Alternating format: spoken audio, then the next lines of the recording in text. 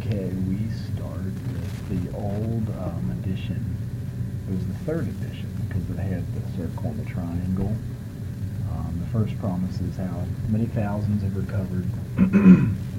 Symbol was taken from the book in '94 because it was copyright issues. Somebody copyrighted the circle and triangle, but essentially it's the three-part stool. If you take one away, you fall down. Unity. It's found in the fellowship. The traditions, part of the disease that treats the body. This side is recovery. It's found in the first 164, treats the mind, and the 12 steps. And then, of course, the bottom is service. I still do that even when I don't want to. The selfishness takes over otherwise. And service is found in carrying the message, part of the disease that treats the spirit. So, the first promise is that if I take action in these three areas, I can become whole. Otherwise, I kind of just do the one. Maybe I'm in counseling or social work doing half of it, or living at a halfway house, or working at one in the recovery part, or even just do service at my church, which is great, but doesn't treat the whole. Now the beginning is kind of in order, which is nice. We've got general info and the preface and the foreword. So we're going to go with why it works. You know, that'll be in the first parts, preface and forwards and all that. And then we're going to go with the doctor's opinion, which is XXIII, the how. How it's starting to work. Then, with Bill's story, he starts the body. Physical craving, page 23 is where it ends. Then the mind part is on there is a solution, and that's the mental obsession, 23 to 43. And then finally, spirit, unmanageability is 45, 44, and 45, and then 52. I have to treat all three, or I get nothing, actually. And that's the tough part, because it's also our tendency. Then there's the second half of the first step, begins in We Agnostics, that's page 44. A lot of times I say, man, I've read this dozens of times, this isn't good, but when I read it with this context, it's helpful. Because there's 60 pages on the first step. I really need to think if I'm a real alcoholic and concede to my innermost self before I go through all this, like how it works, which would be step 2 to ABC, step 11. So on page 55, we go through pretty much everything up to step 11,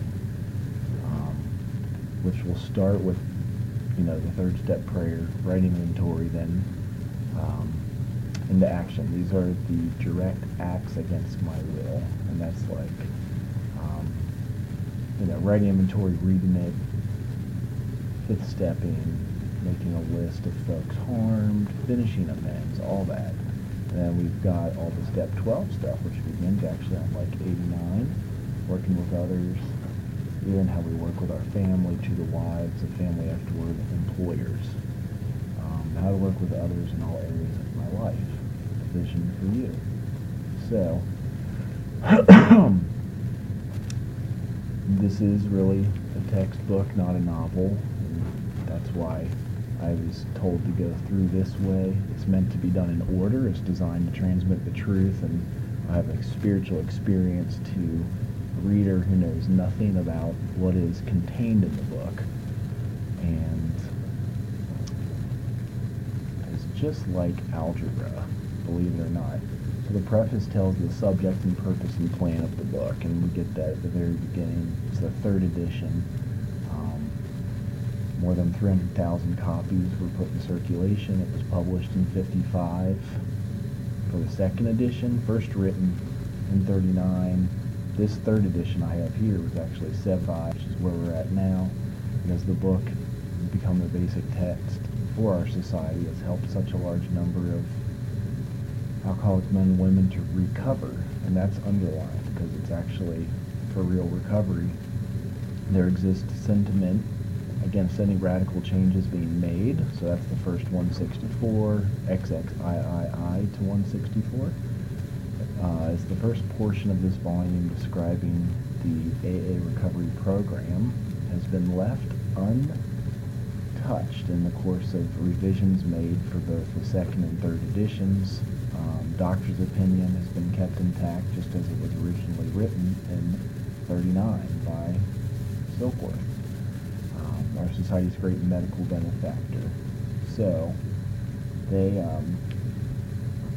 discovered the craving and how a lot of these things work with us. Tells me the first part of the book where the recovery is the problem. So the second edition and appendices, then the doctor's opinion with Bill's story, even Dr. Bob's nightmare and other personal stories. It tells, where the recovery is in the program. Now it's divided into 3 parts. In the third edition, part I, Pioneers of AA, stands unchanged. 9 of the stories carried over from the second edition. So the last question needs to be answered before step 3 in this paragraph. All changes made over the years in the big book, members' fond nickname for the volume, have had the same purpose: to represent the current membership of Alcoholics Anonymous more accurately and thereby to reach more alcoholics. If you have a drinking problem, we pause in reading one of the 45 personal stories and think, yes, that happened to me, or more important, yes, I felt like that, or most important, yes, I believe this program can work for me too. And that's the most important answer before step 3, these first 60 pages, to concede to our innermost self. We have the bug and actually need to take this for real action to cure it. Otherwise, if we don't have it, don't think we have it, there's not going to be a willingness to go through all of it. So in the first edition, they wrote it in 39. We have AA show more than 100 men and women have recovered from a seemingly state of hopeless mind and body. Show other alcoholics precisely how we have recovered is the main purpose of this book. So it starts from the very beginning, telling you the main purpose of this book, to show how others have recovered, doing the action steps. For them, we hope these pages will prove so convincingly that no further authentication will be necessary. We think this account of our experiences will help everyone to better understand the alcoholic. Many do not comprehend that the alcoholic is a very sick person, and besides, we are sure that our way of living has its advantages for all, not our way to quit drinking. So if it was just about quitting, then, kind of good but boring book, but it's a way of living, and that's the most important, because this is like daily for the next several years. It's important we remain anonymous because we are too few at present to handle the overwhelming number of personal appeals that may result from the publication. Being mostly business or professional folk, we do not carry our occupations in this event. We'd like it understood that our alcoholic work is an avocation, so it's a hobby, it's not paid. It'd be nice if we got paid for it. Some do in treatment centers, but again, we separate some of that with the 12 traditions. So when writing or speaking publicly, we urge our fellowship to omit the personal name, designating himself instead as a member of AA. We earnestly ask the press also to observe this request, for otherwise we shall be greatly handicapped. We are not an organization in the conventional sense. There are no fees or dues whatsoever. The only requirement for membership is an honest desire to stop drinking. We are not allied with any particular faith, sect, or denomination, nor do we oppose anyone. We simply wish to be helpful to those who are afflicted. So again, I need to determine if I'm afflicted and if this will be helpful to read all of this. We shall be interested to hear from those who are getting results from this book, particularly those who have commenced to work with other alcoholics. And that's the most important part for a lot of us, is seeing if the